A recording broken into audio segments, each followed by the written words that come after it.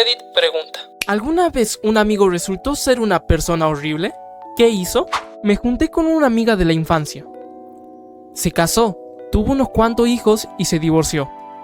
Se volvió a casar, tuvo otro hijo. Hablamos de que el nuevo marido iba a adoptar a sus otros hijos. Solo estaban esperando la fecha final del juicio.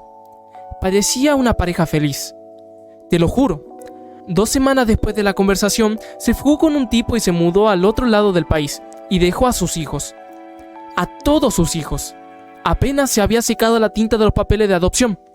Le doy crédito al marido, y él los crió. Mi mejor amiga de toda la vida. El marido gana casi 7 cifras al año. Es una tacaña. No trabaja. Tiene sus truquitos para hacer plata, pero no le hace falta.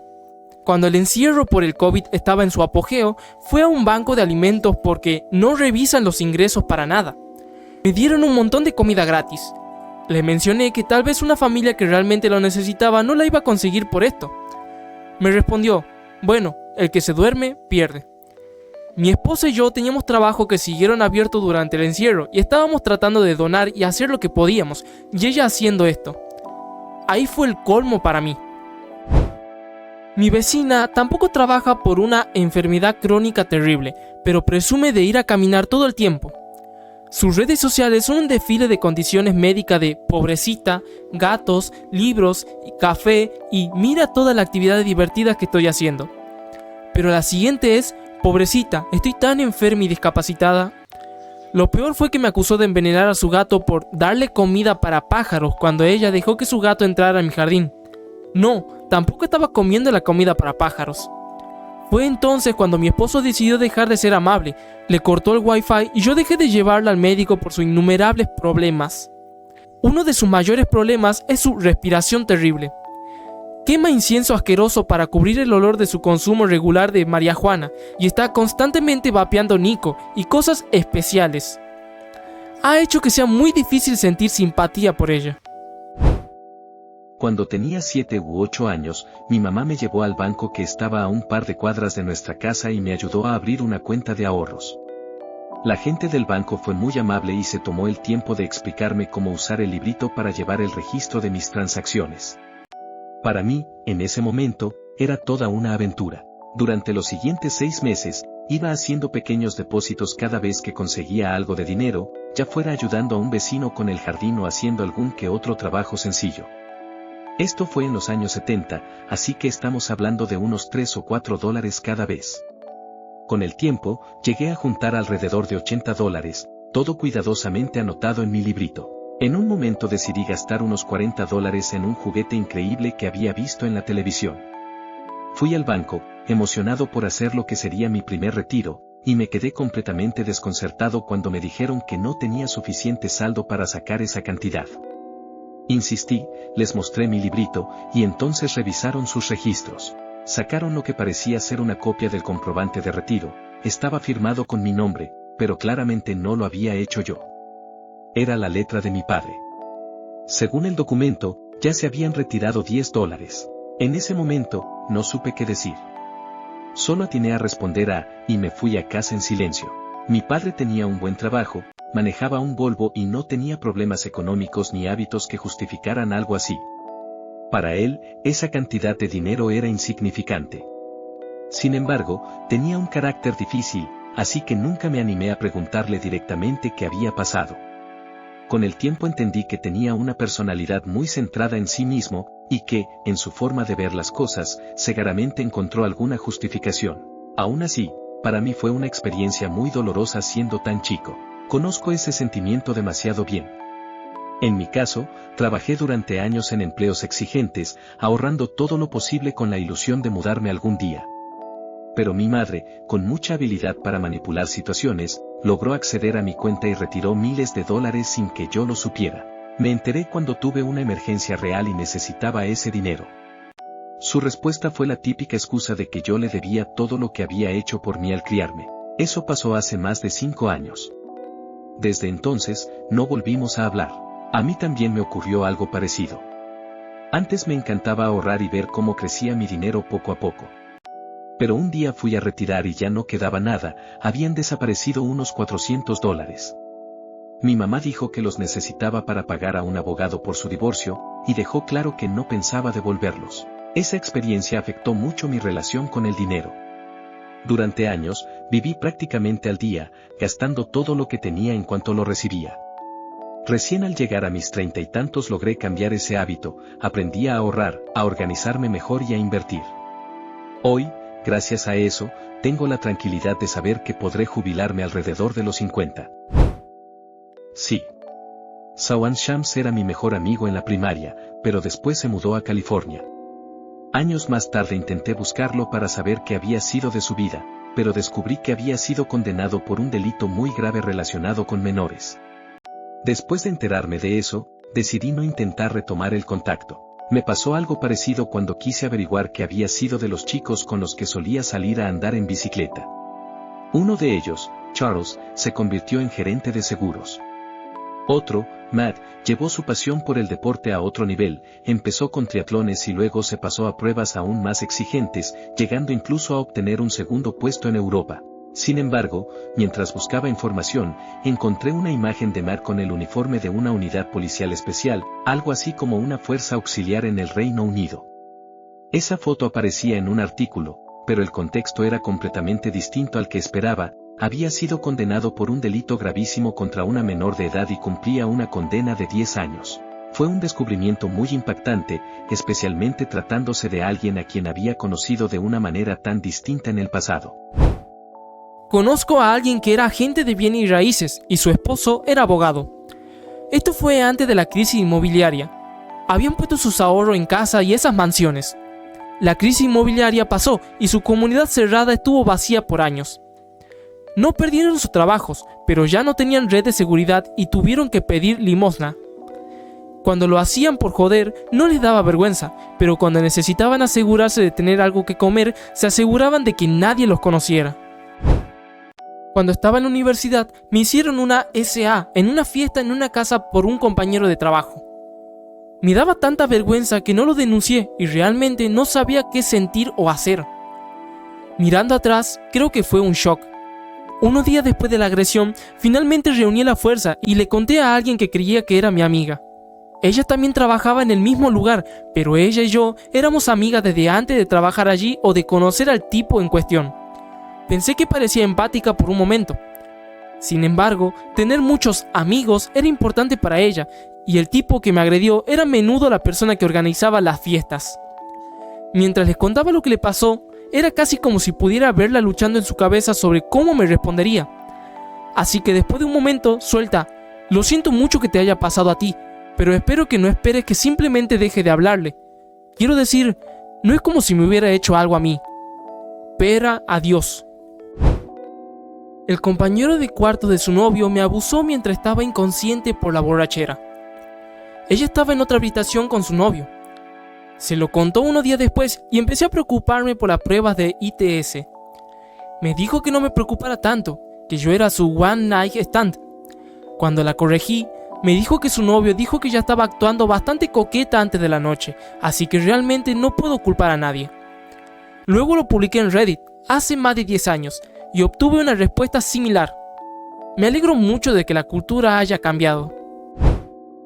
Tuve que dejar a algunos clientes de trabajo durante la pandemia después de que escuché que estaban discutiendo cómo habían burlado el sistema para obtener vacunas anticipadas mintiendo sobre ser trabajadores esenciales. Eran unos boludos despedidos de la industria musical / compañías discográficas, no enfermeros como aparentemente afirmaban, solo también querían ser los primeros en la fila para irse de vacaciones cuando se les permitiera. Me dio asco saber que yo todavía tenía que trabajar a tiempo completo en un trabajo que me obligaba a ir a las casas de la gente y no podía reservar una cita para la vacunación, sabiendo que gente como esa estaba saltándose la fila solo para estar sentados en casa sin hacer nada, más o menos. He visto a gente famosa de fiesta salirse con la suya con la agresión sexual, simplemente porque son importantes en la escena de fiesta local, no por todos, pero sí por suficientes como para que siga de fiesta con toda su pandilla que simplemente se niega a decir nada / actúan como si nunca hubiera pasado. Es muy interesante ver el efecto de la mentalidad de grupo en algo como esto. A la gente le preocupa más perder un amigo que el hecho de que alguien fuera violado. Lo máximo que obtendrás de este grupo es que no lo creen. Devolvió a su perro al refugio después de haberlo tenido durante unos 5 años. Cuando le pregunté, indignado, qué había pasado, me respondió con total tranquilidad que lo había adoptado solo para tener más éxito al conocer gente, y que ahora que ya estaba casado, el perro le resultaba una molestia, así que decidió devolverlo sin más. El perro se llamaba Dusty. Era un Golden Retriever, y era realmente increíble, cariñoso, fiel y lleno de energía. Sinceramente, ese tipo de actitud me parece muy desagradable. Y, siendo honesto, no me sorprendió tanto que su relación no haya funcionado. A veces, las acciones dicen mucho sobre una persona.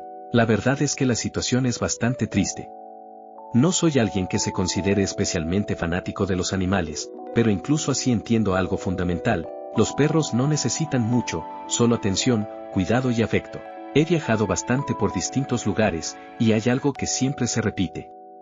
No importa si se trata de perros que viven en hogares muy cómodos o aquellos que acompañan a personas en situaciones difíciles, un perro es feliz si tiene a alguien que lo quiera y lo cuide. Abandonarlo de esa manera es muy cruel. El animal no entiende lo que está pasando, solo sabe que su familia ya no está. Probablemente se queda esperando, con la esperanza de que en algún momento vuelvan por él. Es una situación realmente injusta, aunque, dentro de todo, quizás haya sido lo mejor para el perro. Ojalá haya terminado en un hogar donde realmente lo valoren y lo cuiden como merece. Cuando yo era chico, mis padres siempre tuvieron perros, pero no eran muy responsables con ellos. No les cortaban las uñas, no los sacaban a pasear y, en general, no les daban la atención necesaria. Muchas veces me encontraba pensando que quizás estarían mejor en otro lugar, con alguien que realmente pudiera ofrecerles una buena vida. Esa experiencia me hizo darme cuenta de que no soy una persona de perros. Requieren mucha dedicación y constancia, y preferí ser honesto conmigo mismo antes que repetir ese patrón. En cambio, mi gatita, dulce y tranquila, fue abandonada por su dueño anterior después de 8 años, supuestamente por algunos problemas con la caja de arena que duraron solo unas semanas, probablemente causados por estrés. Lleva 4 años conmigo, y aunque le costó mucho volver a confiar, con el tiempo fue logrando sentirse segura otra vez. Pase lo que pase, nunca la voy a abandonar. No sé quiénes eran esas personas, pero claramente no supieron valorar lo que tenían. Tenía un buen amigo en la infancia que era muy buena persona, pero no era súper listo. Para su cumpleaños número 9 o 10, hizo una fiestota en su casa con toda su familia y algunos amigos. Mientras abría los regalos, le estaban dando un montón de efectivo, principalmente de los parientes, y estaba muy emocionado. Había juntado $65, lo que habría sido una suma considerable para un niño a mediados de los 80. Una vez que terminó de abrir los regalos y volvió a jugar con el resto de los niños, su abuelo lo llamó y anunció que tenía un regalo para él, y le entregó un fajo de billetes. Mi amigo lo contó emocionado, le dio las gracias a su abuelo y anunció que eran $65. Lo aparté y le pregunté dónde estaba el resto de su plata. Me dijo que lo había puesto en su sobre, que lo sacó de la mesa. Por supuesto, estaba vacío. Razonó que de alguna manera había perdido la plata y estaba muy molesto consigo mismo. Días después, estábamos pasando el rato y le pregunté qué iba a comprar con la plata de su cumpleaños. Casi se echa a llorar cuando explicó que si no hubiera perdido los otros $65, podría haberse comprado una bici nueva, pero que era demasiado tonto y la había perdido. No tuve el corazón para explicarle que su abuelo le había robado la plata y se la había devuelto. Ese viejo canalla le arruinó el cumpleaños a su nieto y lo hizo sentir fatal consigo mismo durante días, solo porque era demasiado tacaño para comprarle un regalo. Yo le entregaba el periódico a ese viejo y le daba el periódico más mojado, más asqueroso y más roto todos los días después de eso hasta que se murió. Los días que no tenía un periódico roto, le sacaba la sección de deporte a uno especialmente para él. Mi papá le robaba la plata a mi hermana y a mí. Directamente nos sacaba la plata de las alcancías. Cuando empezamos a esconder las alcancías, le daba un ataque de furia, algo que le pasaba cuando las cosas no salían como quería. Después nos miró fijo con una mirada que intimidaría a hombres adultos y nos amenazaba con reventarnos la cabeza. Nadie lo encaraba porque era un narco con contactos mafiosos y la actitud de Paulie Walnuts si tuviera daño cerebral. Mi mamá no nos enseñó bien a manejar la plata. Como mínimo nos decía, eso va a ser tu plata de cumpleaños o fiestas antes de comprar algo. Antes vivía con un motociclista que tenía un pitbull azul precioso de 120 libras llamado Leo. Este perro es especial. Hace todos los trucos que te puedas imaginar. Obedece, está educado para hacer sus necesidades afuera, su personalidad es enorme, cambia el ambiente de una habitación solo con entrar o despertarse. Pero es muy agresivo con otros animales. O sea, mucho. Tenía 4 años cuando me mudé de esa casa. 6 meses después de que me mudé, el motociclista que era dueño de Leo murió en su moto. Mi novia y yo nos preguntamos qué pasó con Leo y empezamos a preguntar por ahí, y lo habían pasado de mano en mano, dejando un reguero de animales heridos a su paso. Así que pasó un año y ya casi nos habíamos rendido. Pero mi novia estaba mirando en internet en un refugio local y la última foto de perro que apareció fue la de Leo. Mi novia fue a buscarlo mientras yo estaba en el trabajo y cuando llegó le dijeron que no era adoptable por su agresividad hacia los animales. Mi novia dijo que lo conocía y sabía cómo era y que solo lo dejaran verlo y ya verían. Dijo que cuando él se dio cuenta de quién era, toda su actitud cambió, tanto que el personal supo que ella tenía que haberlo conocido antes. Así que lo dejaron adoptarlo y actualmente está rocando a mi lado con 15 años. Conté esta historia porque espero que alguien haya ido a buscar al pobre perro y que Dale se muera lentamente. Gente como esa no se merece la felicidad. Yo con este tipo éramos niño y carne de chiquito hasta que llegamos a los 20 y tantos. Crecimos uno frente al otro y este güey lo consideraba mi hermano. Un montón de buenos momentos juntos y noche de fiestas en el garage a todo volumen con unas chelas. Incluso después de que me mudé a mi primer depa, todavía nos juntábamos seguido porque vivíamos cerca. Bueno, intentó que una exnovia con la que estaba saliendo en ese momento me pusiera el cuerno con él, justo después de que fui a desahogarme con él. Obviamente me enteré y lo mandé a volar. La cosa se pone peor, lo arrestaron 2 años después por andar con morritas. Supongo que pensó que era apropiado que un tipo de 27 años anduviera con una chica de secundaria. Todavía vive frente de la casa de mi padre y no le he dirigido la palabra desde entonces. Consiguió trabajo en la misma oficina que yo, y con el tiempo me enteré de que tenía la costumbre de comerse los almuerzos que la gente dejaba en la heladera compartida. Puede parecer algo menor, pero habla bastante de una persona. Hace unos años también intenté averiguar qué había sido de un amigo de la secundaria. Descubrí que había terminado en prisión por un asalto a mano armada a una farmacia. Durante el robo, a su compañero le dispararon, lo dejó en el hospital y escapó. Después de eso, acumuló varios arrestos relacionados con drogas y otros problemas. Tiempo después volví a buscar información sobre él, y la situación era aún peor, lo habían arrestado por la muerte de una persona a la que le vendía heroína. En Florida, eso se considera homicidio en 2º grado. Pasé gran parte de la secundaria con él, así que enterarme de todo eso fue bastante impactante. Realmente triste. Otro de mis amigos de la escuela era Christopher Wilson. Fue condenado por el asesinato de una joven en Wenatchee, Washington, se mudó allí desde Boise después de que nos graduamos en 1999. Incluso hay un episodio del programa 48 horas que trata su caso. Sin embargo, no estoy completamente convencido de que sea culpable. Nosotros éramos parte del grupo más alternativo, punk, gótico, metal, y él no parecía más extraño que cualquiera de nosotros. A veces da la impresión de que fue juzgado con prejuicios, quizás por su apariencia o por cosas superficiales, como un tatuaje llamativo. Tengo entendido que ya salió de prisión, pero, sinceramente, todavía no sé bien qué pensar de todo esto. Perdieron completamente el control, y no para bien. Cuando tuve un problema de hemorragia interna que me dejó fuera de juego por más de un año, en lugar de pensar algo como quizás deberíamos apoyar a nuestro amigo que está pasando un momento crítico, reaccionaron de forma muy egoísta, reclamando que ya no pasaba tiempo con ellos. La situación escaló bastante, se alteraron, generaron conflictos y, en mi ausencia, terminaron rompiendo varias otras amistades en común. Después vinieron algunos mensajes realmente hirientes y desconcertantes de su parte. Y, finalmente, simplemente desaparecieron de mi vida sin dar explicaciones. La gente puede ser muy dura con quienes están enfermos. Lamento mucho que te haya pasado algo así.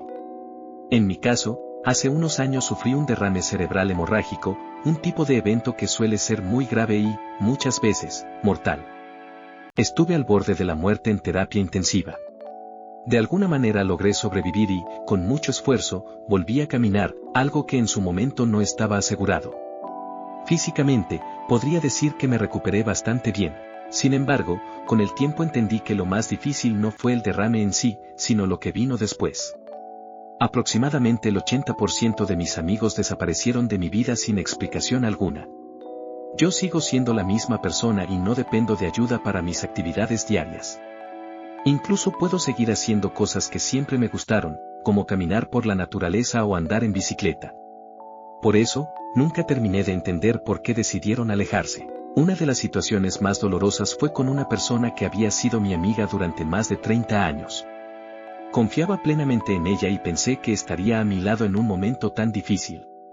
Sin embargo, ocurrió lo contrario, empezó a usar mis inseguridades en mi contra. Nunca fui alguien especialmente seguro de mí mismo, y una experiencia como un derrame te hace cuestionarte muchas cosas, incluso si seguís siendo la misma persona de antes. A veces me preocupa si sigo teniendo la misma claridad mental, y también me siento inseguro con mi apariencia física, ya que el tratamiento y las secuelas dejaron algunas marcas visibles. Lamentablemente, esta persona hizo comentarios repetidos sobre esos temas, lo que terminó afectando profundamente mi confianza. En un momento decidí poner un límite y decirle que me estaba faltando el respeto, pero en lugar de reflexionar, reaccionó a la defensiva, invirtiendo la situación y haciéndose la víctima. Todo esto ocurrió incluso sabiendo que yo venía atravesando meses muy difíciles, con un estado emocional delicado. A día de hoy, me cuesta mucho volver a confiar en otras personas de la misma manera. Es una de esas experiencias que te cambian la forma de ver las amistades y el valor real del apoyo en los momentos difíciles. Era como mi amigo por defecto cuando éramos chicos, porque nuestros papás eran los mejores amigos. Pero, con el tiempo, me di cuenta de que era un pequeño cabrón que le gustaba decir cosas bien hirientes. En retrospectiva, eso le sacó de su mamá, que amaba decir cosas sarcásticas. Para cuando llegué a la secundaria, ya me estaba cansando de sus tonterías. La gota que colmó el vaso fue cuando empecé a salir con una chica que le gustaba.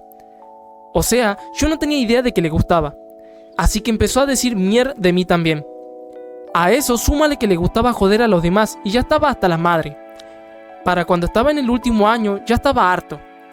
El tipo terminó dejando la universidad después de un semestre, anduvo de vago y al final vivió con sus padres hasta que se murieron.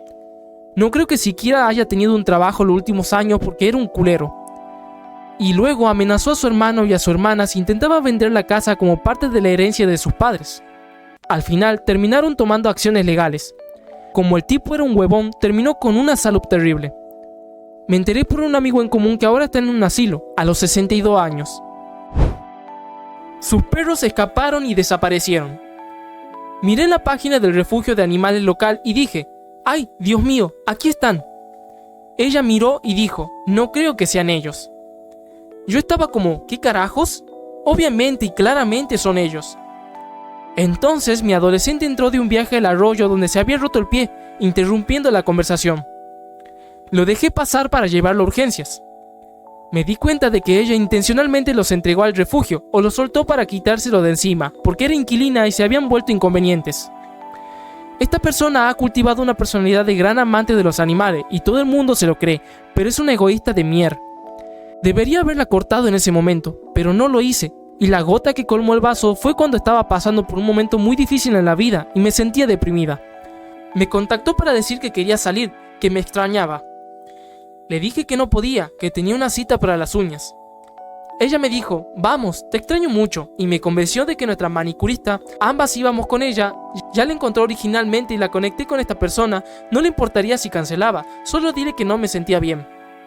Caí en la trampa y cancelé mi cita, y quedamos en que ella me recogería. Luego me mandó un mensaje para decir que estaba muy cansada, pero que también había aprovechado mi cita de uña ahora libre para ella, porque no había mejor momento para ir. Tremenda imbécil. El tipo era un tramposo conocido y se acostaba con toda la escuela, pero yo era nueva, venía de la otra punta del país, así que no sabía nada. Recuerdo que una chica dijo, ¿él? Nunca pensé que realmente saldría con alguien ahora mismo, lo cual recuerdo que fue raro. Lo que es aún peor es que cuando le hablé al respecto, la conversación se desvió hacia lo guapa que era ella y me preguntó si la besaría y yo dije, Sí, soy bi y es linda, ¿pero estamos saliendo? Dijo que era hipotético y lo dejó. 2 días después, ella se me acercó preguntando por qué mi novio le envió un mensaje en Facebook pidiendo que hagamos acción entre los tres. Me dio mucha vergüenza y le dije que debe haber sido una broma, lo cual, por supuesto, lo fue después de que me le eché encima como ¿qué carajos? Debería haberlo sabido en ese momento, pero solo tenía 16 años en ese entonces y era increíblemente protegida y solo sabía cómo salir con alguien por la tele. Pero si solo una persona hubiera sido directa conmigo y me hubiera dicho textualmente "es un tramposo", habría salido corriendo. Una vez otro tipo me dijo ¿estás saliendo con él? Pero él estaba colado por mí, así que pensé que era por eso. Nunca dijo por qué. Mi mejor amigo de la infancia. Recién salía de rehabilitación por sustancias. Fuimos a pescar y cuando llegamos a mitad del río, me lo ofreció con una sonrisa de oreja a oreja. Le dije que me llevara de vuelta a la orilla y nunca más le hablé. Me crucé con su hermana como 15 años después y me contó que toda la familia lo había repudiado por ser un cretino.